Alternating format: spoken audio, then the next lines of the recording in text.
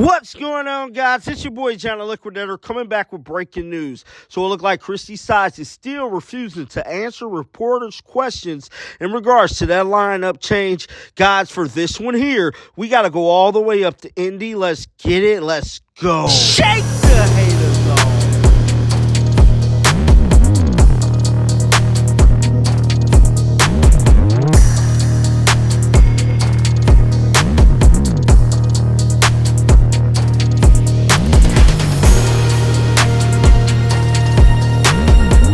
A lot has transpired in the last 24 hours for Indiana Fever head coach Christie. She has been under the microscope of the fan base, and a lot of critics all over this country has been voicing their frustrations about the young coach. A lot of fans want her up out of there, dog. I just got to keep it real. Personally, I've been going to bat for Christie, man, giving her break after break after break. Well, this last game that took place in Indiana yesterday versus the Washington Mystics has everybody up in arms over the performance of the defense, and it seemed like this is just a revolving circle that keeps coming around and around in regards to the Indiana Fever, the way they perform on the defensive side of the ball. Now, we all know the situation that occurred yesterday. At the conclusion of that game, Christie had refused to answer the media questions. With all that being said, let's check out the clip right now. Start the second half, and I'm curious what you thought of the starting lineup change and how it impacted the whole game. I think it impacted the whole game. That was a coach's decision, and I'm just going to leave it at that. Okay, there goes my next question. I was going to ask you what the thinking was behind making that change.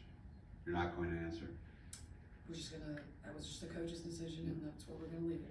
Now, that response right there caused a whole bunch of drama to come out of the pipeline in regards to the Indiana Fever. A lot of fans is frustrated. They won't answer for Christie because they feel as if they should have won that game. They had already beat the Washington Mystics twice already this season. That lineup change could have potentially, allegedly, possibly played a role in the team losing that game. Now, Christie is not taking responsibility for the coaching decision, because what if I was to tell you today she still refused to answer the question? Let's roll the footage right now. Are you satisfied with what you were able to get out of practice today?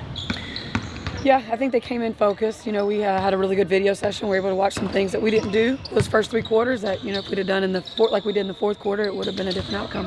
What kind of stuck out to you in that video session in the first three quarters? Oh, our defense was not very good. We were we just didn't look like we were communicating out there. We put a scouting report together, and we just couldn't. We just weren't executing the schemes that we were supposed to be executing. You talked about chemistry before last game and just how it's grown throughout the year. Obviously, I know you guys lost that last game, but what are some examples, and how have you really seen this team come together and maybe grow personally as well as professionally this year? The time that they've been able to spend together. We do a lot of events where they're, not just in the arena. They're out in the community. They do a great job in the community. So just when you're having those kind of times where it's not about basketball, that just kind of gives you an opportunity to have different conversations. On the basketball court, that's a timing thing. That takes time. Chemistry takes time. Playing together, understanding, roles and routines and what people do, that just takes time. So we've gotten better, from where we were early, with very little practice, and then the schedule that we had to where we are now. Is there like a specific example, like in your coaching career or even when you played, where chemistry really went a long way in producing results? Yeah, I think a lot of it, team chemistry it's a funny thing, because this is the pro ranks. So it's different, in college than in the pros. I think one thing that really helps with it is leadership.